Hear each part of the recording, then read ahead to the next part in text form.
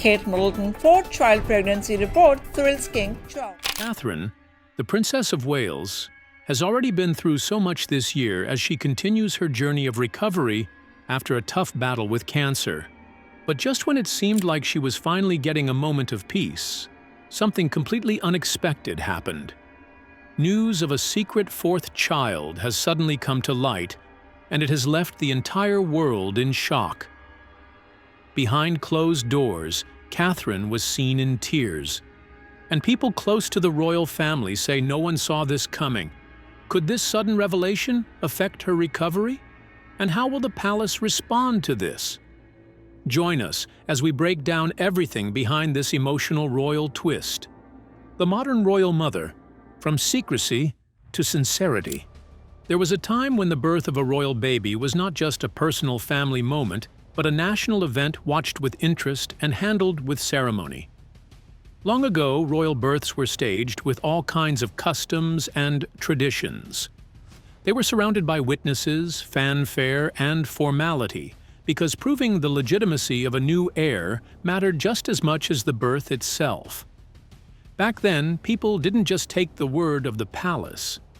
They needed proof that the baby was really born of royal blood, and so officials and noble witnesses were allowed into the birthing room, not for comfort or support, but to verify the event.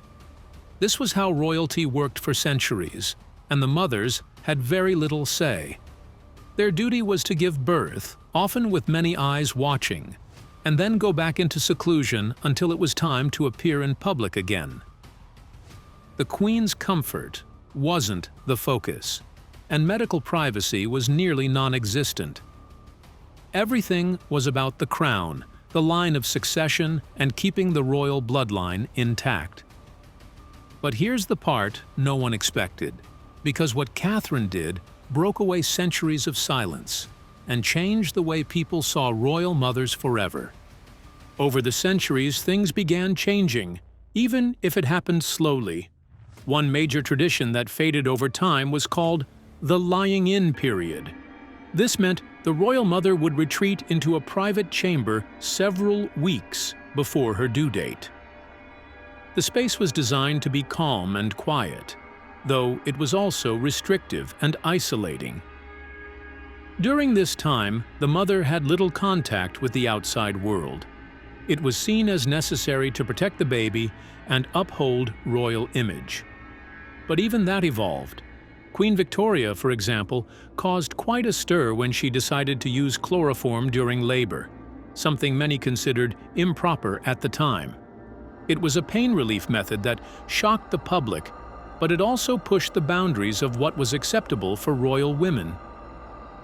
Later on, Queen Elizabeth II gave birth to all her children in private, without an audience, which marked a major change in how royal births were viewed. These small steps toward privacy were significant, and they set the stage for even more change in the modern royal era. When Catherine, the Princess of Wales, became pregnant with her first child in 2012, people all over the world were excited. She had become one of the most admired and watched women in the world after her marriage to Prince William, and many hoped her pregnancy would be smooth and joyful. But shortly after the announcement, something unexpected happened. Catherine was admitted to the hospital due to a condition that very few people had heard of: hyperemesis gravidarum. Unlike normal morning sickness, which most pregnant women experience, hyperemesis gravidarum, or HG, is far more severe. It causes extreme nausea and vomiting, and in many cases, it leads to dehydration, weight loss, and even hospitalization. Catherine's case was so serious that it had to be revealed to the public earlier than planned, because her hospital visit could no longer be kept private. Suddenly, the excitement about the royal baby was mixed with deep concern for the mother. HG is not just unpleasant, it can be physically and mentally draining. It affects only a small percentage of pregnancies, and those who experience it often describe it as one of the hardest things they've ever endured. Women with HG struggle to keep food or even water down. and the constant sickness can lead to depression or anxiety. And Catherine's openness about her struggle made people see her in a different light. She was no longer just a royal figure living in luxury. She was a real woman going through a very real and painful experience. However, before Catherine, royal women rarely talked about pregnancy challenges. They were expected to smile, wave, and present their babies to the public without showing any sign of weakness. But Catherine changed that. By being honest about her health, she helped others feel seen and heard. Many women who had experienced HG themselves said that hearing her story made them feel less alone. It opened up conversations about maternal health, support systems, and how even the most privileged women are not immune to difficult pregnancies. But Catherine's honesty didn't stop with hyperemesis gravidarum. She also shared her approach to childbirth itself. While many assumed she would follow traditional hospital procedures without question, she surprised everyone by embracing a practice called hypnobirthing. This technique involves deep relaxation, controlled breathing, and visualization to reduce fear and pain during labor.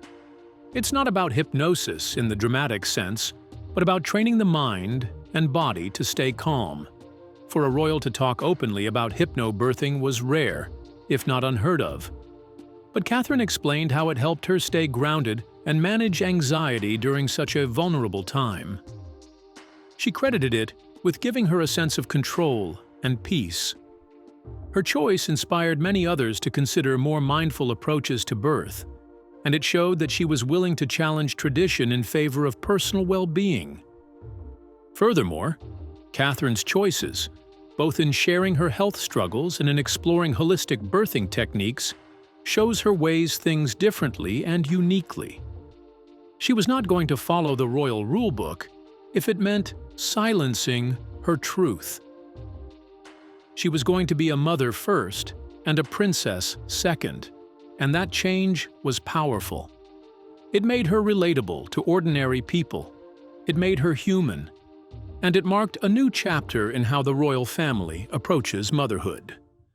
Even the way she presented her children to the world reflected this modern touch. Though there were still official photos and polite waves on the hospital steps, behind those moments were stories of resilience, care, and quiet strength. Catherine never tried to hide the fact that motherhood was both beautiful and challenging, and that honesty made a lasting impression. This was a far cry from the way things used to be. In the past, royal women were expected to be symbols of perfection, not people with struggles. Catherine didn't tear down the royal image, she simply added depth to it.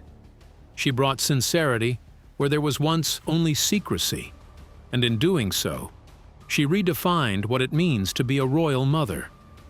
Her journey from hyperemesis to hypnobirthing wasn't just about personal preference. It was about leadership through example. She didn't just influence how people viewed her, she influenced how people thought about pregnancy, childbirth, and public honesty. And she did it while under intense media pressure and public scrutiny. Every time Catherine appeared in public during her pregnancies, people were watching for signs of weakness or fatigue. And yet, she stood tall, even when she was struggling behind the scenes. Her willingness to talk about what she was going through helped erase some of the stigma around maternal health and mental wellness. She encouraged other women to speak up and ask for help when they needed it. Her bravery went beyond words. It was in her actions, her choices, and her commitment to staying true to herself. She showed that even in the world of royalty, where tradition runs deep, change is possible when someone is willing to speak out. And now, with recent news of a possible fourth child, everything Catherine has built could be tested in a way no one imagined. After all, she has been through health challenges, emotional strain, and the pressures of royal life. The idea of another child, kept secret from the public eye, has raised eyebrows across the globe. People are wondering why the news was hidden, how it connects to her recent health battle, and what this means for the royal family's future. Stay tuned as we dive deeper into this mysterious turn of events and Prince William's role in all this. Prince William and the making of a modern royal fatherhood. When Prince William became a father, many expected him to follow in the footsteps of royal men before him, showing pride from a distance while leaving most of the parenting duties to nannies and aides. But from the very beginning, William made it clear that he was not going to follow the old script. Instead, he began writing a new one that placed love, presence, and vulnerability at its center. This was not just a personal decision but a revolution in royal fatherhood. William's approach to fatherhood cannot be separated from his role as a husband. When Catherine was battling hyperemesis gravidarum, William did not retreat behind palace walls. He was by her side, both privately and publicly, providing the support she needed and making sure that her well-being mattered more than royal appearances. Unlike the stiff, distant image many people associated with royal men, William offered something different. He was involved, gentle, and openly concerned. Many royal watchers and staff observed how he adjusted his schedule and stayed close to her during the hardest days. It reminded some of them not of his royal lineage, but of something much simpler, which is a man who genuinely loved his wife. As their family grew, the bond between William and Catherine only deepened. Their relationship began to reflect something the monarchy had rarely seen, and that's a partnership of equals. Catherine was not just fulfilling royal duties or producing heirs, and William was not just showing up for photo opportunities. They made decisions together and leaned on each other in times of stress.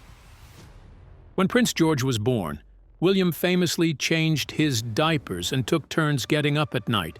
He even drove his family home from the hospital himself. This is a small act that carries enormous symbolism, and that single moment showed a future king behind the wheel with his newborn in the back seat, marking a visible break from the past. It was not just about being modern, it was about being real. This hands-on involvement was very different from the parenting style of earlier royal fathers. Like Prince Philip, while he was a strong figure in the family, he was rarely seen in nurturing roles. His public persona was rooted in discipline and duty, and though he supported Queen Elizabeth throughout her reign, his parenting was restrained and leaned more toward British traditions. Prince Charles, too, often appeared distant during William's childhood, partly due to royal expectations and partly due to the emotional restraint that defined his generation. But William remembered how it felt to grow up in the spotlight, to lose a mother while still a child, and to watch his family deal with grief in front of the world. Those experiences shaped his resolve to do things differently, and as a modern father, William has been breaking the mold in countless ways. He is regularly seen dropping off his children at school, chatting with other parents, and being present at school plays and sports events. He is not just fulfilling ceremonial roles, he is parenting in a way many people find relatable. He and Catherine have been photographed kneeling to speak to their children at eye level, which is a small but meaningful gesture that reflects their approach. They want their children to feel heard, understood, and secure. That kind of emotional presence was once seen as incompatible with royalty, but William has proven that strength and softness can go hand in hand. His commitment to mental health advocacy also reveals the depth of his understanding as a father. William has spoken openly about the psychological impact of losing his mother and how it influenced the way he views parenting and emotional expression. He often emphasized that children should be encouraged to talk about their feelings and that parents should create safe spaces where emotions are not hidden. This belief led Prince William to co-found the Heads Together campaign alongside Catherine and Prince Harry. The initiative brought together various mental health charities to encourage open conversations and reduce stigma.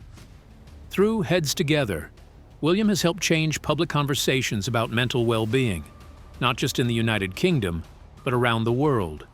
He frequently visits schools, emergency service centers, and community groups to talk about the importance of mental health, especially among men and children. He has consistently promoted the idea that seeking help for mental health is a sign of strength, not weakness. And behind those public statements lies a very personal truth. He wants his own children to grow up in a home where feelings are not suppressed and where love and understanding are constants, not exceptions. William and Catherine have also made it clear that they want to raise their children with strong values rather than a sense of entitlement. They speak about giving Prince George, Princess Charlotte, and Prince Louis as normal a childhood as possible. That means not only shielding them from constant media attention, but also encouraging them to do chores, show kindness, and understand the responsibilities that come with their position. William once explained that he wants his children to grow up knowing the importance of service and compassion, and that fame without purpose is not something to aspire to. The couple's parenting choices reflected this goal. Whether it is taking the children to volunteer events or involving them in causes close to their hearts, William and Catherine are teaching by example. Part of that example includes the couple's work through the Royal Foundation. Since taking over leadership from Prince Harry, William and Catherine have expanded the foundation's focus. Mental health remains a top priority, but so does supporting young families, promoting early childhood development, and strengthening communities. These are not just policy interests. They are reflections of what the couple values in their personal lives. One of the most significant initiatives under this umbrella is Catherine's work with the Early Years Foundation. As a mother of 3, she has become deeply passionate about the science and impact of early childhood. She has led research projects, launched awareness campaigns, and spoken with parents across the country to get a better understanding of the challenges they face. William has also supported her in every step of the way, often accompanying her to events and echoing her message about the importance of nurturing young minds. This shared mission not only strengthens their bond, but also creates a powerful narrative that the well-being of children is central to the future of society. But just when it seemed like they had it all figured out, here's the part that changed everything, and it might just surprise you. How the public reacted with scrutiny, sympathy, and speculation. Over the years, the relationship between the royal family and the public has always been a complicated one, and when it comes to Princess Catherine, it has never been more intense than it was during her health crisis. From her pregnancies to the announcement of her cancer diagnosis, the way the public and media responded revealed just how deeply invested people have become in her story. And it also showed the pressure she has always been under, even during the most private and painful moments of her life. Catherine's life has played out during a time when social media and 24-hour news are everywhere. So when she became pregnant with Prince George, the excitement wasn't just limited to the UK. It spread across the world in minutes. Every appearance, every outfit, every detail about her pregnancy was covered again and again. The press followed her closely, and the public wanted more. And this level of interest did not slow down in her later pregnancies. But while the attention might have seemed joyful on the surface, it also meant she never had any peace. And when she became ill and disappeared from public view, many noticed it quickly. With very little official information coming from the palace, it didn't take long before wild theories started spreading. Some stated that she had been replaced by a body double, while others even claimed something much worse had happened. The palace tried to control the narrative, but the damage was already done. When they released a family photo that had clearly been edited, the situation only got worse. People felt like they were being misled, and instead of calming the rumors, it only made them louder. This entire episode showed how difficult it is to protect your privacy as a public figure. Because even though people knew she was going through something serious, they still demanded answers. And the palace, which had always kept things private, found itself stuck. they had to decide whether to speak out or stay silent. And in the end, their silence only made things worse. But everything changed when Catherine released a video in early 2024. Sitting alone on a bench, she looked calm but fragile. And in her own words, she explained that she had been diagnosed with cancer.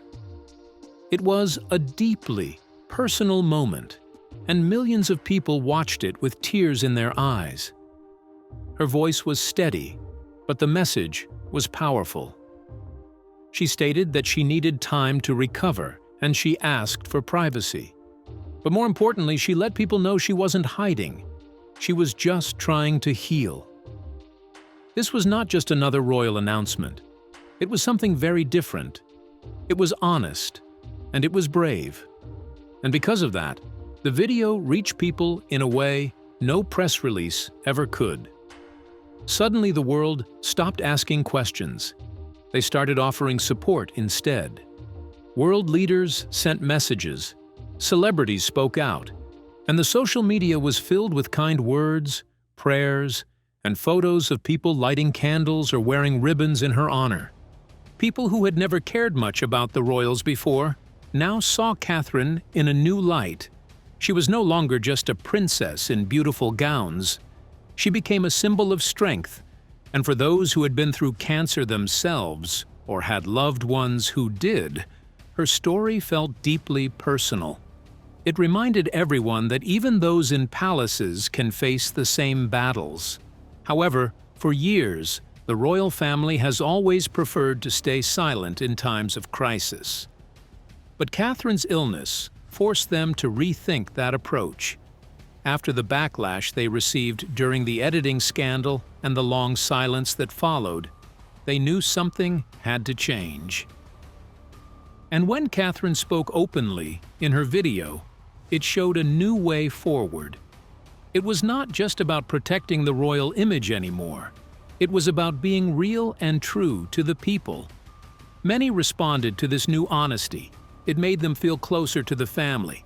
And instead of demanding answers, they offered support. In many ways, the royal family started learning how to open up, even if just a little. And Catherine's vulnerability played a big part in that. The idea of the royal family being untouchable and distant is no longer what people want. They want to see the human side. They want to know that behind the palaces and titles, there are real people who feel pain, who worry, and who hope. And Catherine, by sharing her story, gave them that. But even in the middle of all this, something else captured the public's attention. In the same video where she announced her diagnosis, Catherine spoke of needing to recover so she could focus on her children. But that mention of her children got people talking again, because there were already rumors of a fourth child, and it had already been swirling online. Some fans wondered if this was her quiet way of confirming it. Others felt it was just another reminder of how deeply she loved her family. Either way, the public couldn't help but focus on it. It was a small detail, but it showed just how invested people had become in her life, even during her hardest moments. And now that the public has seen this new side of Catherine, it's clear that things will never go back to the way they were before. The royal family's been forced to grow and change in front of the entire world. And it all started with one video, one voice, and one woman choosing to speak from the heart. But here's the most interesting part of their journey, so stay tuned. Resilience, legacy, and the path ahead. The weight of a crown is not just about jewels or expectations. It is about how someone carries it through life's storms. And Catherine has shown time and time again that she does not crumble under pressure. She steadies herself. And then she keeps moving forward with purpose. As the royal family faces a future filled with uncertainty, her quiet strength has become a pillar, not just for the monarchy, but for the people watching. From the day she entered royal life, Catherine faced a whirlwind of challenges. But nothing tested her like her pregnancies and her recent cancer diagnosis. Her severe morning sickness during all 3 pregnancies kept her away from public duties for long periods, and for many, it was the first real look at just how demanding royal life can be behind the scenes. Still, she returned each time with quiet determination, and she always chose duty over discomfort. But it was how she handled her illness that truly showed her inner strength. While others in the royal family stayed silent, Catherine chose to speak. She addressed the nation with calm honesty, and she did not ask for pity, but instead offered connection. Her tone reminded everyone that even someone in her position can be vulnerable, and that it is okay to be open about that. There is something powerful about someone who does not just fight private battles in silence, but brings them to light so others feel less alone. Catherine did not recover behind closed doors because she made space for others to talk about their pain, too. That willingness to be seen became a turning point, and her struggles were not just setbacks, because they became bridges that connected her to millions of people going through the same thing. And as she walked through her recovery, she walked with them. That kind of strength does not come from titles, because it comes from within. And as people saw Catherine stand tall through deep personal trials, they began to see her as more than a royal. She became a symbol of hope for those battling illness, and for families facing hardship, and for women trying to balance health and responsibility. She offered inspiration. Her story reminded everyone that strength can mean taking a step back when needed, and courage can sound like asking for help. But resilience is only part of it, because what Catherine and William are building together is something more. It is a legacy. Changing the monarchy was never going to be easy, because expectations are high, scrutiny is constant, and tradition runs deep. But without making loud announcements, the Prince and Princess of Wales have already started changing how people see royalty. Their parenting blends structure with warmth, and they have chosen to share real moments instead of just polished ones. And they show up as a team, both in public and at home, because it is not about being perfect, and it is about being present. You can see it in the causes they support. Catherine's early years' work is not just another campaign, because it is her life's work. It is grounded in research and shaped by her experience as a mother. Her foundation focuses on giving every child a strong start in life. Her speeches may sound calm and measured, but the passion behind them is clear. She believes a better society starts with better childhoods, and she has made that idea the heart of her royal identity. And it is paying off. Experts, parents, teachers, and even global leaders have praised the Foundation's potential to create lasting change. What started quietly has become one of the most impactful royal projects. It is not flashy, but it works, and it reflects who Catherine is. She is steady, thoughtful, and focused on what really matters. Of course, this legacy is not hers alone, because William has embraced his role as a modern heir, and he is doing it with Catherine by his side instead of behind him. They show up together and they make decisions as a team, and they present a united front.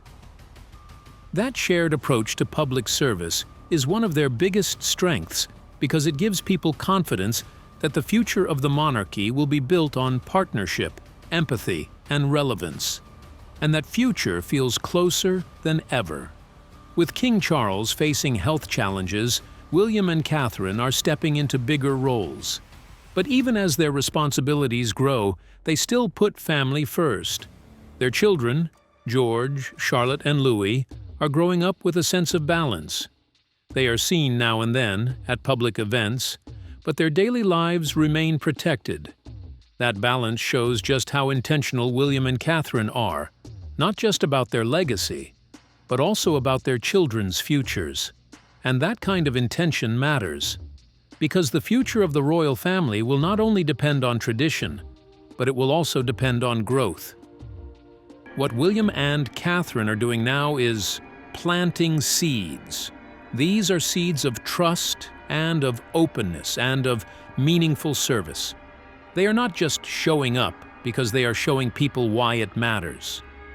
So do you believe William and Catherine's way of leading will reshape the monarchy for generations to come?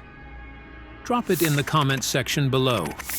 If you enjoyed watching this video, make sure to like, share, and subscribe to our channel for more. Also, click the next video shown on your screen. You will enjoy it.